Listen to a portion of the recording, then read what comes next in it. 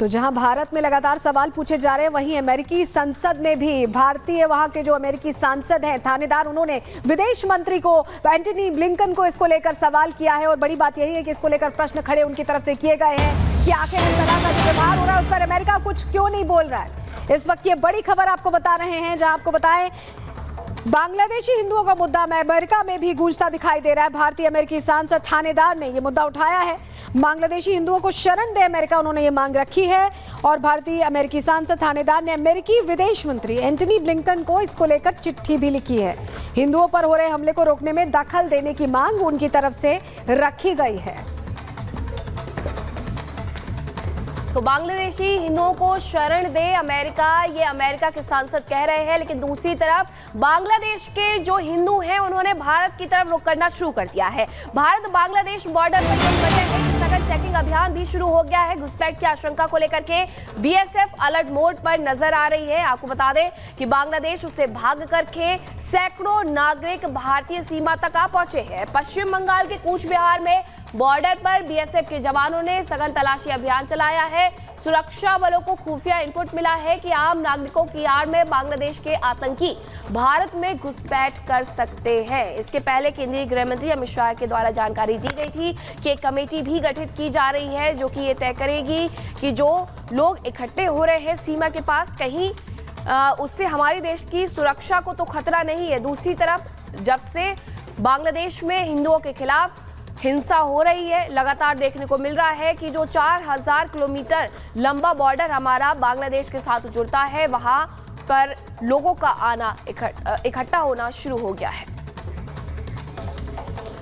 तो अभी क्या हालात हैं बांग्लादेश में, चलिए आपको विस्तार से जरा समझा देते हैं, जानकारी आपके सामने रखते हैं। क्योंकि अब नई सरकार तो बन चुकी है, लेकिन अभी भी विरोध प्रदर्शन रुक नहीं रहे। देखिए, हमलों के खिलाफ हिंदुओं का प्रदर्शन भी चल रहा है। क्या हो रहा है अभी, क्या हालात है, क्या स्थितियां, हम आपके सामने जानकारी रख रहे हैं। सोशल मीडिया पर हिंसा के लिए, जो हिंसा हुई है उसके वीडियोज लगातार तेजी से वायरल हो रहे हैं। कई इलाकों में हिंसा और आगजनी की वारदातें आम हो गई हैं बांग्लादेश में। अभी जो हाल है, अंतरिम जो सरकार है उसने कामकाज तो संभाल लिया है, लेकिन अभी हालात नियंत्रण में नहीं हैं। पुलिस और प्रशासन का इंतजाम अभी नाकाफी लग रहा है। बदइंतजामी हर तरफ नजर आ रही है।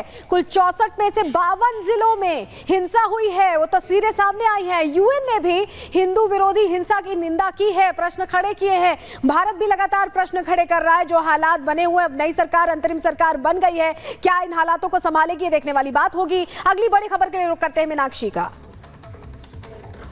आईएसआईएस आतंकी रिजवान अली, जिसे गिरफ्तार कर लिया गया है, जिसने 15 अगस्त को दिल्ली को दहलाने की साजिश रची थी, अब वो साजिश नाकामयाब हो चुकी है। पूछताछ में रिजवान ने ऐसे खुलासे किए हैं जिनसे साफ है कि दिल्ली में बड़ी साजिश चल रही थी। क्या खुलासे उसके द्वारा किए गए, इसे स्पेशल रिपोर्ट में आपको दिखाएंगे।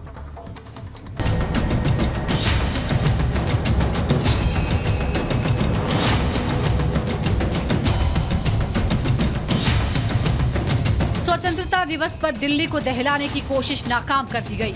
आतंकी जिस इरादे से दिल्ली के खिलाफ नापाक खेल रच रहे थे, उसे पुलिस की स्पेशल सेल ने नेस्तनाबूद कर दिया। एक दिन पहले पुलिस ने आईएसआईएस पुणे मॉड्यूल के एक आतंकी को गिरफ्तार किया था। आईएसआईएस आतंकी रिजवान अली ने पूछताछ में कई बड़े खुलासे किए हैं, जिससे साफ है कि दिल्ली में बड़ी साजिश रची जा रही थी। पूछताछ में खुलासा हुआ है कि आईएसआईएस आतंकी रिजवान अली दिल्ली में बड़े ब्लास्ट की तैयारी कर रहा था। पुणे मॉड्यूल का भंडाफोड़ होने के बाद दिल्ली में नए मॉड्यूल बनाने में जुटा था। रिजवान अली ने पुणे में आईडी ब्लास्ट की ट्रेनिंग ली थी। दिल्ली में यमुना किनारे रिजवान ने कंट्रोल ब्लास्ट भी किया था। यही नहीं, रिजवान आतंकी कमांडर फरतुल्लाह गौरी के सीधे संपर्क में था। फरतुल्लाह गौरी भारत में कई आतंकी हमलों के मामले में मोस्ट वांटेड है। आईएसआईएस आतंकी दिल्ली के दरियागंज का रहने वाला है, जो लंबे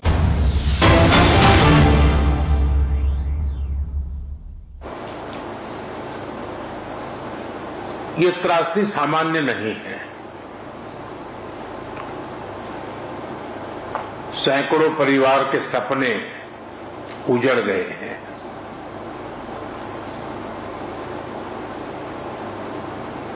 और प्रकृति ने अपना जो रौद्र रूप दिखाया,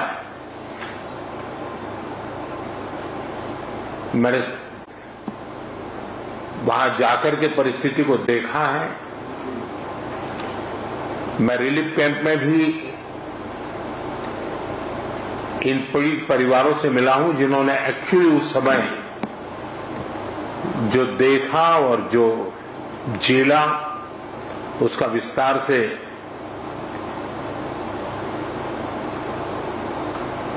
पूरा विवरण मैंने उनसे सुना है। मैं अस्पताल में भी उन सभी मरीज से मिला हूं जो इस आपदा के कारण अनेक प्रकार की चोट के कारण बहुत ही मुसीबत का समय बिता रहे हैं।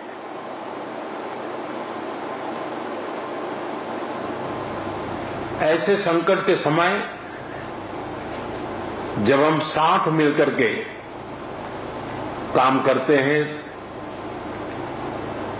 तो कितना उत्तम परिणाम मिलता है। उसी दिन सुबह ही मैंने माननीय मुख्यमंत्री जी से बात की थी और मैंने कहा था कि हम हर प्रकार की व्यवस्था को मोबिलाइज कर रहे हैं और जितना जल्दी पहुंच सकते हैं पहुंचते हैं। मैंने हमारे एमओएस को भी तुरंत यहां भेजा था,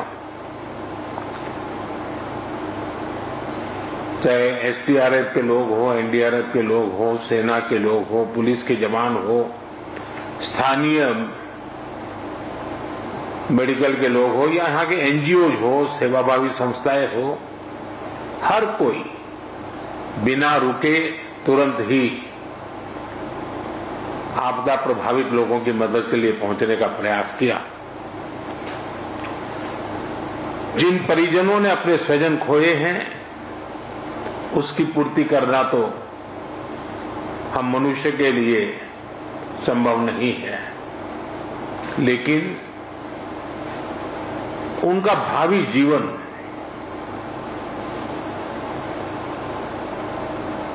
उनके सपने चूर चूर न हो जाए, ये हम सबका सामूहिक दायित्व है। और भारत सरकार और देश इस संकट की घड़ी में यहां के पीड़ितों के साथ है।